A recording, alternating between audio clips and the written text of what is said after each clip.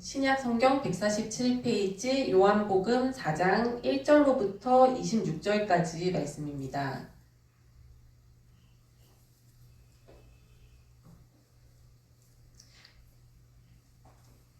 다 찾으신 것 같으므로 함께 합독하시겠습니다. 예수께서 제자를 삼고 세례를 베푸시는 것이 요한보다 많다는 말을 바리새인들이 들은 줄을 주께서 아신지라. 예수께서 친히 세례를 베푸신 것이 아니요 제자들이 베푼 것이라. 유대를 떠나사 다시 갈릴리로 가실새 사마리아를 통과하여야 하겠는지라. 사마리아에 있는 수가라 하는 동네에 이르시니 야곱이 그 아들 요셉에게 준 땅이 가깝고 거기 또 야곱의 우물이 있더라. 예수께서 길 가시다가 피곤하여 우물 곁에 그대로 앉으시니 때가 6시쯤 되었더라. 사마리아 여자 한 사람이 물을 기르러 왔음에 예수께서 물을 좀 달라 하시니 이는 제자들이 먹을 것을 사러 그 동네에 들어갔음이로라. 사마리아 여자가 이르되 당신은 유대인으로서 어찌하여 사마리아 여자인 나에게 물을 달라 하나이까 하니 이는 유대인이 사마리아인과 상종하지 아니함이로라. 예수께서 대답하여 이르시되 네가 만일 하나님의 선물과 또 네게 물을 좀 달라 하는 이가 누구인 줄 알았더라면 네가 그에게 구하였을 것이요 그가 생수를 네게 주었으리라. 여자가 이르되 주여 물 기를 그릇도 없고 이 우물은 깊은데 어디서 당신이 그 생수를 얻겠사옵나이까. 우리 조상 야곱이 이 우물을 우리에게 주셨고 또 여기서 자기와 자기 아들들과 짐승이 다 마셨는데 당신이 야곱보다 더 크니까. 예수께서 대답하여 이르시되 이 물을 마시는 자마다 다시 목마르려니와 내가 주는 물을 마시는 자는 영원히 목마르지 아니하리니 내가 주는 물은 그 속에서 영생하도록 솟아나는 샘물이 되리라. 여자가 이르되 주여 그런 물을 내게 주사 목마르지도 않고 또 여기 물 기르러 오지도 않게 하옵소서. 이르시되 가서 네 남편을 불러오라. 여자가 대답하여 이르되 나는 남편이 없나이다. 예수께서 이르시되 네가 남편이 없다는 말이 옳도다. 너에게 남편 5이 있었고 지금 있는 자도 네 남편이 아니니 네 말이 참되도다. 여자가 이르되 주여 내가 보니 선지자로소이다. 우리 조상들은 이 산에서 예배하였는데 당신들의 말은 예배할 곳이 예루살렘에 있다 하더이다. 예수님께서 이르시되 여자여 내 말을 믿으라. 이 산에서도 말고 예루살렘에서도 말고 너희가 아버지께 예배할 때가 이르리라. 너희는 알지 못하는 것을 예배하고 우리는 아는 것을 예배하노니 이는 구원이 유대인에게서 남이라.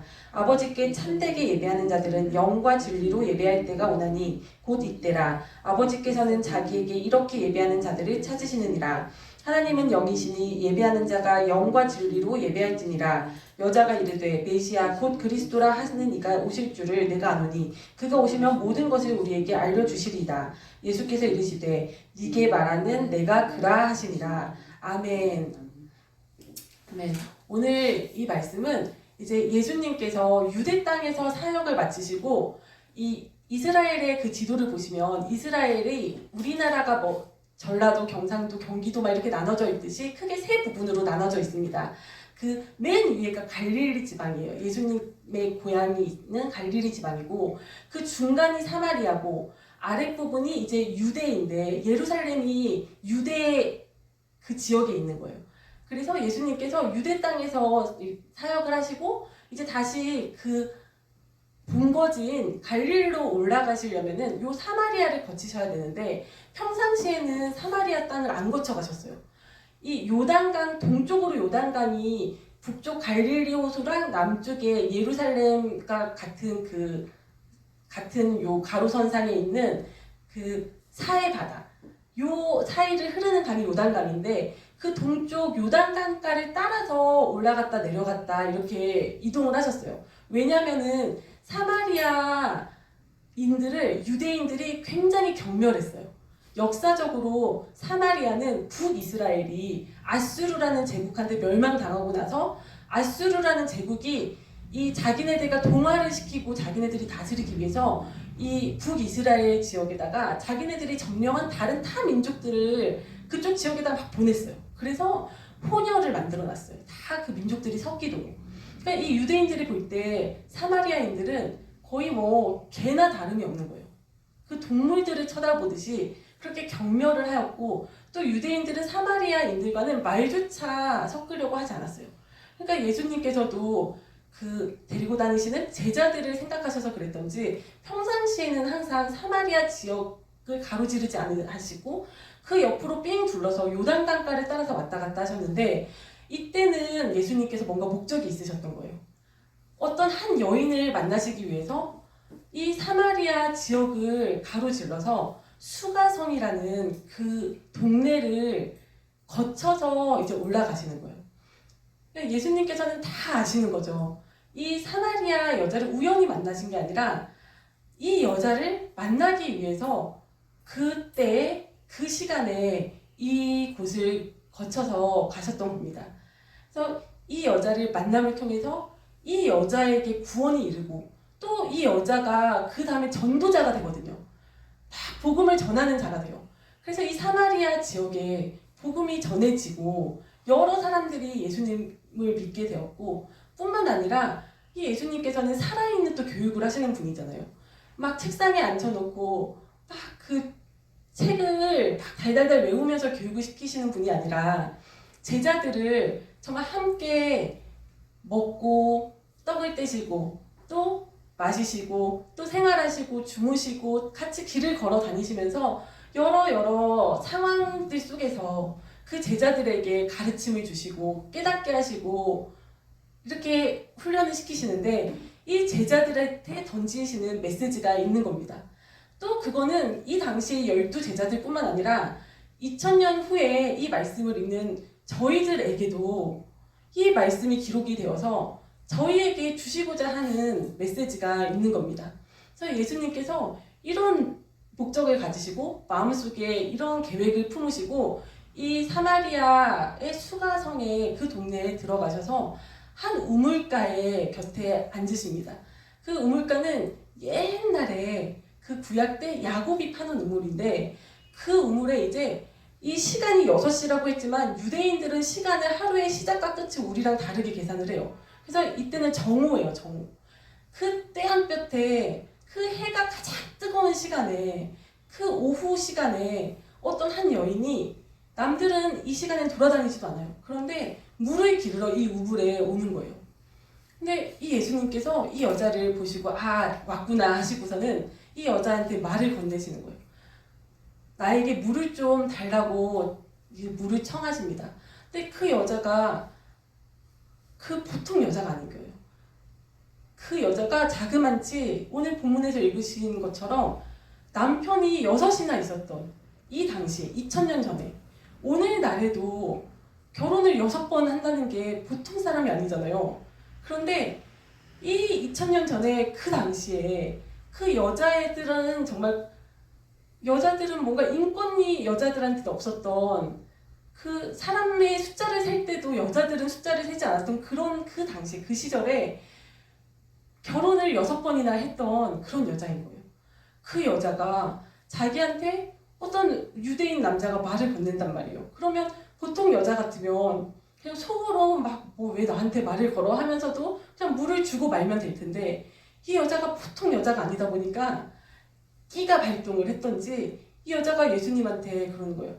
아니 당신은 유대인 남자인데 왜 사마리아 여자인 나한테 말을 거십니까? 하면서 유대인들은 사마리아인들하고는 상종치도 않지 않습니까? 하고 말을 거는 거예요. 그러면서 예수님께서 이제 여인아 너가 너한테 지금 물 달라고 하는 내가 누구인지 알았더라면 오히려 네가 나한테 물을 달라고 했을 거다 라고 말씀을 하시는 거예요. 그래서 너가 주는 이 물은 마셔도 조금 돌아서면 목이 다시 마르지만 예수님께서 주시는 물은 한 번 마시면 영원히 목마르지 않는 그런 물을 주신다는 거예요.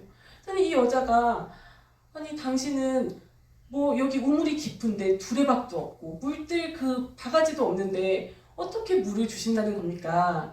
하면서 그 여자가 반문하는 장면이 나옵니다. 그러니까 이 여자가 예수님께서 이 여자를 딱 간파를 하신 거예요. 알아보신 거예요. 이 여자를 보니까 남편을 6번이나 갈아치운 여잔데 그 여자가 왜 이렇게 남편을 6번이나 갈아치웠느냐, 바꿨느냐. 그러니까 이 여자가 그 목이 마르다는 거예요. 목이 말라서. 이 여자의 그 영혼의 마음에 채워지지 않는 만족함이 없는 목마름이 있다는 것을 예수님께서 알아보신 겁니다.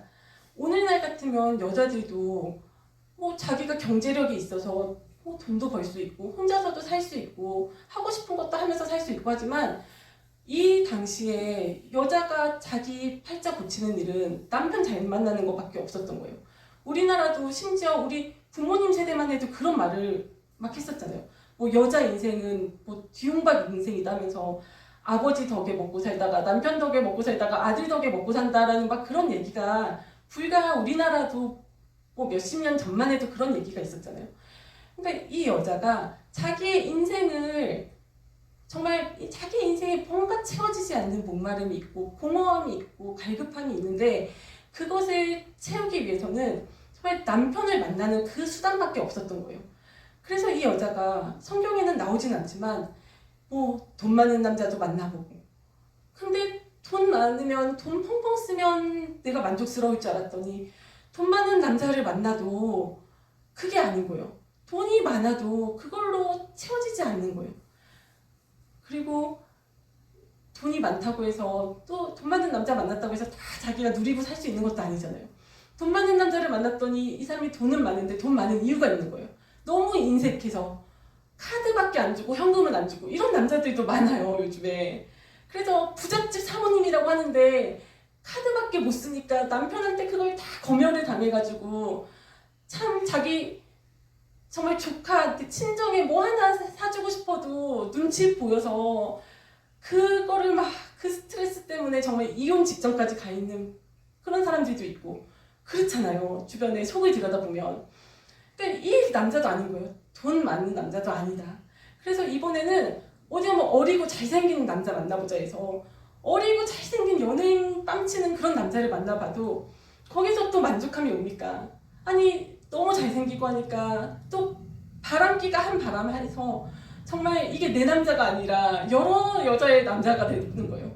그러면 거기서도 이 여자가 거기서도 실망을 하고 아 이것도 아니구나 하고 이것도 아니야 하고 다른 또 남자를 만나봐도 거기서 우리가 뭔가가 하나가 만족이 되면 또 하나가 아쉽고 이 만족함이 없잖아요.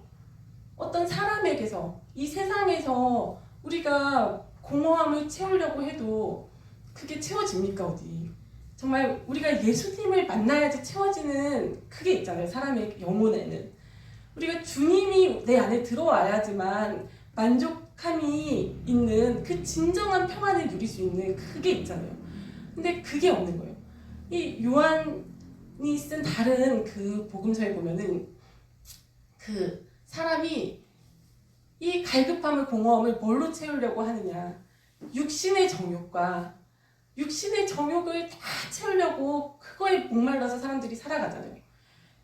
육신의 정욕과 또 안목의 그 정욕과 눈에 보이는 것들 그거를 통해서 뭔가 만족감을 얻어보려고 그리고 이생의 자랑 이생의 자랑이 너무 그 사람이 큰 것 같아요. 정말 이생의 자랑을 채우려고 아무리 애쓰고 발버둥을 쳐도 이게 소금물인 거예요. 마시면 마실수록 갈증이 나는 소금물인 거예요. 그래서 정말 육신의 정욕을 위해서 요즘에 정말 사람들이 정말 이 육신의 물질적인 그 즐거움을 위해서 정말 얼마나 또 살기가 좋아졌잖아요. 경제력이 있다 보니까 얼마나 정말 때만 되면 놀러 다니고 여행을 정말 방방곳곳으로 여행을 다니고 또 캠핑이 또 요즘에 유행이더라고요. 캠핑을 한다고 집집마다 온갖 캠핑 장비들이 다 있어요. 그래서 뭐 텐트며 뭐 캠핑 가서 정말 캠핑 의자며 캠핑 테이블이며 뭐 그런 걸 다 갖추고 주말이면 주말마다 정말 어디론가 떠나요. 근데 그렇게 하고 돌아와도 돌아올 때 되면은 우리가 잠깐 기분 전환은 될 수 있지만 그게 어디 오래 가냐고요. 그냥 또 하루 이틀 지나면 또 그 공허한 상태 그대로예요. 다시 그 바닥이 드러나요. 그러면 또 그 다음에는 국내 여행으로는 안 차나 보다. 해외여행을 떠나요. 해외여행을 아무리 좋은 데를 뭐 유럽이고 어디고 돌아다녀도 그걸로 우리가 잠깐이잖아요. 잠깐 만족감을 얻지만 그게 또 얼마나 가냐고. 일주일 지나면 또 다 그게 바닥이 납니다. 남는 거는 사진밖에 없습니다. 그러니까 사람들이 그 사진을 남기려고 뭐 어디를 가도 정말 뭐 좋은 식당 어디를 가도 사진 찍기야 바쁘잖아요. 사진 찍어서 어디 SNS에 올려서 자랑하려고. 이생의 자랑. 내가 좀 인정받으려고. 내 인생이 이렇게 막 정말 황금길 같다고, 정말 꽃 같다고 막 그거 자랑하고 싶어가지고 남들한테 그거 보여주려고 그렇게 돌아다니잖아요. 사진을 찍어대고. 하지만 그게 오히려 정말 그러면 그럴수록 더 좋은 게 눈에 들어오고, 내가 이만큼만 가지면 정말 우리가 물질이 참 우리한테 큰데, 내가 돈이 얼마만큼만 있으면 만족이 될 것 같지만 또 그 돈이 있으면 또 그것보다 더 가진 사람들이 눈에 보이고 더 좋은 것들이 눈에 들어오고, 이게 끝이 없는 것 같아요. 끝이 없고 정말 소금물을 마시면 마실수록 갈증이 일어나듯이 계속 갈증이 일어납니다. 그리고 안목의 그 정욕, 눈에 보이는 것들, 우리가 요즘에는 참 몸짱 이래가지고 이제 막 운동을 보통 사람들도 뭐 연예인들처럼 막 자기를 가꾸잖아요. 그래서 이제 운동도 막 하루에 뭐 자기 몸의 건강을 유지하기 위해서 적당하게 하면 너무 좋죠. 근데 적당한 수준을 넘어서가지고 정말 자기 몸 그냥 근육질 만든다고 막 도를 지나쳐 사는 거는 문제가 있는 것 같아요. 도를 지나쳐서 막 하루에 뭐 4-5시간을 헬스장에 서 있고, 이건 문제가 있잖아요. 그래서 그리고 여자들 같은 경우는 참 어디 모임에 가면은 그 남들 백만 눈에 들어올 때가 있잖아요. 쟤는 무슨 백 맨나, 쟤는 샤넬이구나, 쟤는 뭐구나, 이것만 들어올 때가 또 있단 말이에요. 그리고 참 그런 모임에 갔다가 돌아오는 길에 얼마나 우리 마음이 또 막 뒤숭숭하고 심란하고 또 공허하고 막 이래요. 그리고 나이가 들면 이제 집이 또 그렇게 우리의 안목의 정욕이 되잖아요.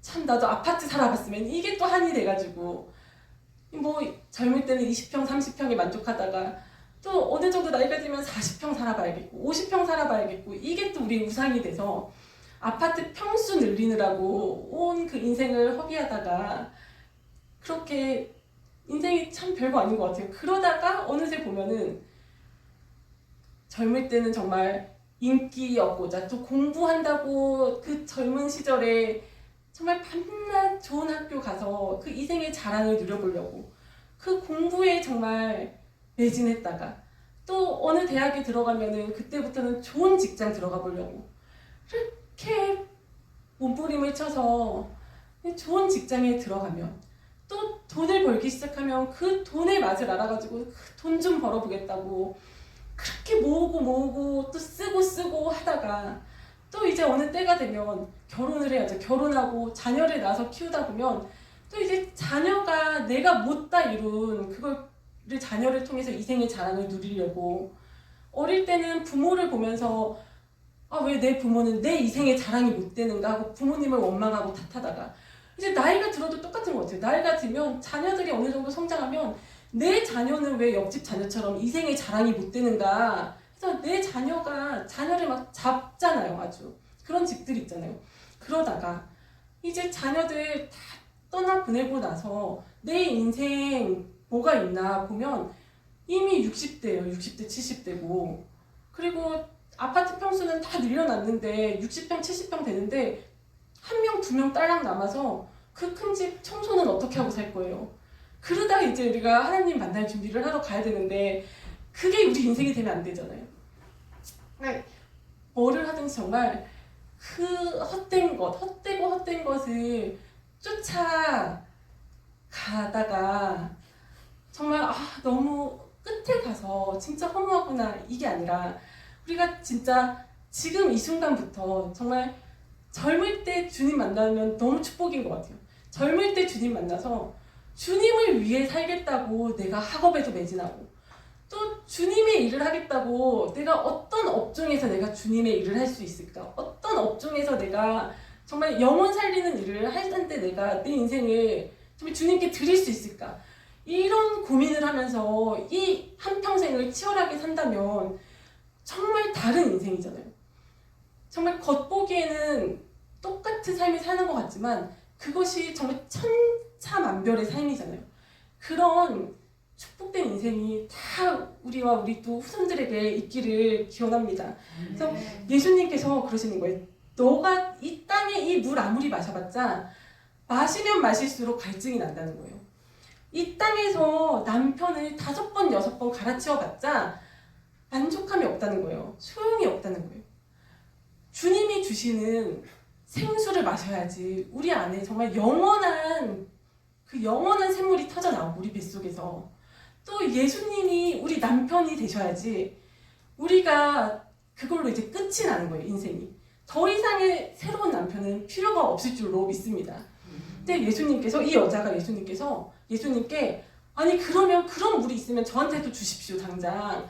내가 이 때랑볕 때 내가 남편을 정말 이혼을 6번 하다 보니까 너무 부끄러워가지고 남들이 물 들어오는 시간에는 물도 들어 못 오고 창피해서 내가 이 땡볕에 남들은 밖에 안 나올 때 이 땡볕에 이렇게 맨날 물 들어오는 수고로움을 해야 되는데 주님 그런 물이 있으면 나한테 좀 주십시오. 그러면 내가 이제 다시 이렇게 물 들어 안 다닐 수 있게 물을 달라고 해요 예수님께. 근데 예수님께서 이 물을 주시기 전에 전제 조건이 있으신 거예요. 예수님께서는 이 여자한테 네 남편을 데리고 오라고 하십니다.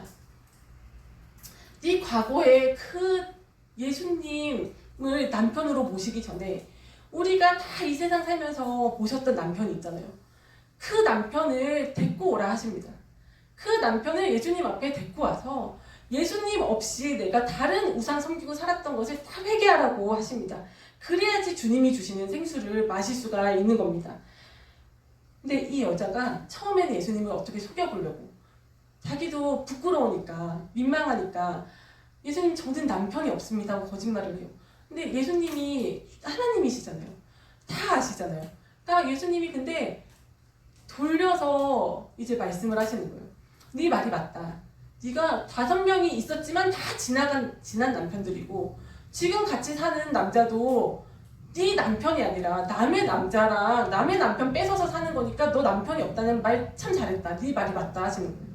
그러니까 이 여자가 그 얘기를 들으니까 아 이분은 선지자구나 이러는 거예요. 이분을 이분 앞에 내가 숨길 수가 없구나. 그래서 이 여자가 예수님 앞에 이제 벌거벗겨져서 자기의 죄를 예수님 앞에 다 자복을 합니다. 우리가 예수님 앞에 교회를 다녀도 그냥 다닐 때가 그런 시기가 있잖아요. 그런 시절이 있잖아요. 처음에 교회에 올 때 정말 주님을 만나서 영접해서 나오는 사람도 있겠지만 대부분의 사람들은 교회에 올 때 뭔가 다른 목적을 갖고 오잖아요. 내가 정말 죽을 병에 걸려서 누구 얘기 들어보니까 교회 가면 낫는다더라 해서 병 고치러 나오는 사람도 있고 또 저 교회에 잘 사는 사람들이 많다더라. 저기 가면 보험 몇 개는 팔 수 있겠지. 보험 팔러 나오는 사람들도 있고 뭐 자기 비즈니스 사업하는데 도움 좀 받으려고 나오는 사람들도 있고 여러 목적으로 나오잖아요. 아니면 내가 마음이 지금 우울하고 힘들고 그런데 교회 가서 좀 위로를 받으려고 내 마음의 평안을 좀 얻으려고 그런 마음으로 종교 하나 가져야겠다 이런 심정으로 나오는 사람들도 있잖아요. 근데 교회 와서 앉아있다가 보면 그래도 주일마다 와서 앉아있다가 말씀을 이렇게 전해 듣다 보면 아 예수님이 정말 그 예수님이 내 안에 정말 성령 세례를 받지는 못해도 아 예수님이 대단한 분이시긴 하구나 이 정도의 교훈을 얻는 그 정도 시기가 또 오잖아요. 아 예수님이 참 훌륭하신 분이긴 하다. 참 선지자시구나 이 여자의 고백처럼. 아 예수님으로부터 이 말씀으로부터 내가 인생의 교훈을 얻어야겠구나. 좋은 말씀 들어야겠구나. 그런 정도의 신앙으로 또 교회 와서 앉아있는 시기가 누구나 다 있단 말이에요. 그래서 와서 앉아있는 그 수준의 이제 여자가 옵니다. 그러니까 이 여자가 그 정도 이제 신앙이 그 정도 수준에 이르니까 이제 예수님께 드리는 질문이 좀 달라졌어요. 예수님께 드리는 질문이 예배에 대한 질문을 하는 거예요. 사마리아인들은 그리심산이라는 곳에서 예배를 드리는데 당신의 유대인들은 예루살렘에서 예배를 드려야 된다고 하더라. 이러면서 뭐가 맞냐 하고 예배에 대해서 질문을 하는 거예요. 그러니까 우리도 신앙생활을 하다 보면은 뭔가 질문이 많아지는 시기가 있어요. 뭔가 이성으로 이해가 잘 안 되는 거예요. 아니 이거는 무슨 신화야? 막 창세기를 읽으면서 이거는 그냥 신화인가 보다. 단군 신화 같은 그런 얘기인가 보다. 그리고 읽다 보면 또 이상해요. 아니, 아담이 최초로 만든 인간인데 어떻게 아담이 또 다른 사람들을 만나냐. 그리고 아담의 아들들은 어떤 여자랑 결혼을 했냐 그러면. 막 이런 의문들이 생기고. 또 어떻게 막 성경을 읽고 말씀을 듣다 보면 아니 그러면 예정론이 맞아. 아니면 자기 자유의지가 맞아. 막 이런 교리에 대한 의문이 생기는 거예요. 그래서 성령님이 그러면 하나님이 바로 보내주시는 거예요. 성부 하나님이 바로 보내주시는 거야. 아니면 성부 하나님이 보내신 게 예수님을 통해서 오는 거야. 막 그게 별거 아닌 것 같지만 이걸로 박이 터지게 싸웁니다. 그리고 로마 카톨릭하고 그리스 정교회랑 분리돼서 나온 게 그냥 이런 교리 논쟁 때문에 그렇게 갈라지고 찢어지고 이러는 거예요. 피 터지게 싸우고. 그러니까 우리가 정말 예수님을 그냥 선지자로 만났을 때는 막 의문이 들고 뭔가 의심이 들고 궁금한 게 많고 이해 안 되는 게 많고 막 이러는 거예요. 그러다가 이제 예수님께서 자신의 정체성을 밝히시잖아요. 나는 선지자 수준이 아니다. 예수님은 그 구약의 그 많은 선지자 중에 하나가 아니다. 혹은 그 불교의 부처나 뭐 힌두교의 누구나 뭐 알라나 막 이런 그 중에 한 분이 아니다. 예수님이 나는 메시아라고 자기의 정체성을 밝히십니다. 나는 이 세상 우주 만물을 다 창조한 창조주고 창조주와 하나님이시고 또 우리를 구원하실 메시아다. 구세주다. 구원주다. 이 구세주 메시아 되신 예수님을 이 여자가 딱 만나니까 이 여자가 이제 더 이상 질문을 안 하는 거예요. 이제 이 여자가 끝인 거예요. 의문이 그냥 하나님이신데 창조주신데 이해 안 될 게 뭐가 있고 우리가 이해가 안 되면 우리가 부족해서 이해가 안 되는 거지 뭐가 잘못돼서 이해가 안 되는 게 아니잖아요. 그러니까 이거를 깨닫고 나니까 내 안에 성령님이 딱 내주하시다 보니까 이제 이게 머리로 믿던 때랑은 다른 거예요. 머리로 믿던 때는 우리 이성으로 잣대로 다 재단을 하려고 들지만 성령님이 내 안에 딱 내주하시고 성령의 그 통로로 이 말씀을 이제 보다 보니까 다 아멘이 되는 거예요. 아멘입니다. 아멘입니다가 되는 거예요. 그래서 이 말씀이 아멘으로 오고 또 메시아 구세주 예수님을 영접을 하고 나니까 이 여자가 바쁜 거예요. 이제 물동이를 다 내던지고 내다 버리고 마을로 그 사람들한테 전도하러 달려가는 거예요. 자기가 메시아를 만났다 하고 그 사람들한테 알리러 막 달려가는 겁니다. 그러니까 우리가 정말 구주 예수님을 만났을 때는 우리가 교리 논쟁하고 뭐 그럴 새도 없는 거예요.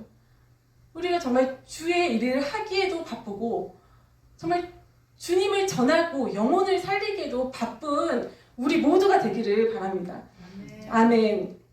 그래서 정말 이 교회에서 이 말씀에서 전해져야 되는 게 예수님께서 그러잖아요. 예배 때 영과 진리로 예배를 해야 된다고 하시잖아요. 정말 진정한 아버지께서 받으시는 예배는 영과 진리로 예배해야 된다고 하시잖아요. 영인 성령님이시잖아요. 성령님. 정말 하나님의 영으로 우리가 감동이 돼서 하나님의 영으로 하나님은 영이시니 영으로 예배를 드려야 되잖아요. 그 영으로 드리고 또 우리가 이 정말 무슨 세상 살아가는 교훈을 얻기 위해서 우리가 좋은 말씀 일주일에 한번 들으려고 이 자리에 오는 게 아니잖아요. 우리가 정말 그 교양 강좌처럼 이 세상의 그 지식을 얻으려고 단순히 그것을 위해서 이 우리가 말씀을 상고하는 것이 아니잖아요. 그러니까 진리는 무엇입니까? 예수님에 관한 말씀이잖아요. 이 예수님에 관한 말씀이 선포되고 이 말씀을 듣는 곳이 교회인 줄로 믿습니다. 그래서 교회가 정말 내 세상 문제 해결해주고 그리고 내 심령, 상한 심령 잠깐 위로해주고 그리고 나한테 세상 살아가는 뭐 이치나 그런 교훈을 전해주는 곳에 머물러서는 안 됩니다. 그것이 교회가 아닙니다. 정말 예수님에 관한 진리의 말씀이 선포되고 또 우리가 영으로서 영이신 하나님께 예배드리는 그런 예배가 되어야 될 줄로 믿습니다. 아멘.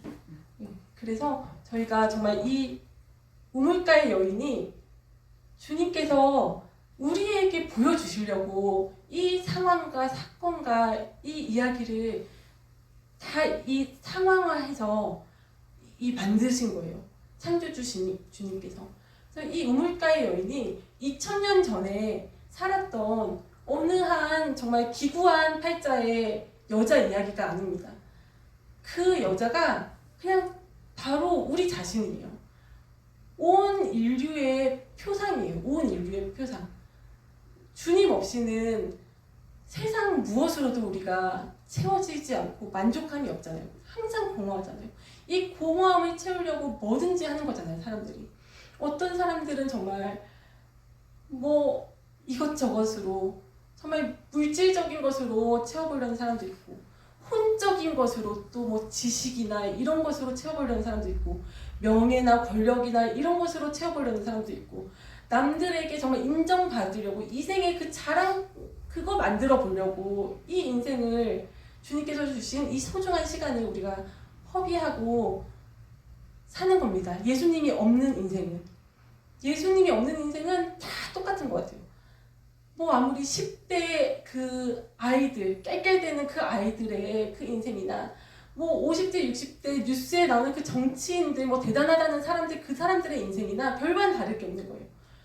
다 그 공허함 속에서 그 목마름을 채워보려고 뭐라도 붙들어 보려고 그렇게 불쌍하게 사는 것이 우리 사람들의 그 인생입니다. 근데 이게 예수님을 만나면 주님이 주시는 그 성령의 생수를 마시면 우리의 인생이 달라지잖아요. 우리가 만족함이 생기잖아요. 세상에서 뭐라고 돌아다녀도 그 끝에 마지막에 가서 뒤돌아설 때는 그 마음이 더 공허한데 우리가 정말 교회에 나와서 하나님께 찬양 올려드리고 예배 한번 잘 드리고 나면 얼마나 그 예배가 마치고 돌아가는 발걸음에 얼마나 우리가 행복이 넘치고 정말 충만합니까? 정말 이 성령 충만함이 또 한 번으로 끝이는 게 아니잖아요. 이거는 정말 죽을 때까지 주님 나라 갈 때까지 계속 채워야 하는 거잖아요. 우리가 항상 정말 우리가 정말 부르짖음으로써 정말 내 안에 있는 쓰디쓴 것들을 다 토설하여 내고 또 그 토설하여 내고 난 그 남은 자리에 빈자리에 예수님께서는 7번째 남편이 되시지만 7이라는 숫자가 완전수예요. 앞에 있는 그 6명의 남편을 그대로 두고는 맞을 수 없는 남편이십니다. 그 앞에 있는 6명의 남편을 그대로 두고 그 남편 중에 하나로 예수님한테서 좋은 것만 쏙쏙 빼먹으려고 내가 이 세상을 살아가는데 좀 뭔가 더 얻어내기 위한 수단으로 예수님을 통해서 뭔가 이 세상적인 뭔가를 뽑아내려고 예수님을 남편으로 맞을 수는 없는 겁니다. 그래서 우리가 다 토설해야 되고 주님 앞에 또 내 그 예수님을 모르고 살았던 또 나의 그 죄들을 다 자복하고 내가 섬겼던 우상들을 다 자복하고 회개하고 정말 주님께서 채워주시는 그 성령으로 우리가 날마다 새롭게 돼서 정말 찬양과 기도와 말씀으로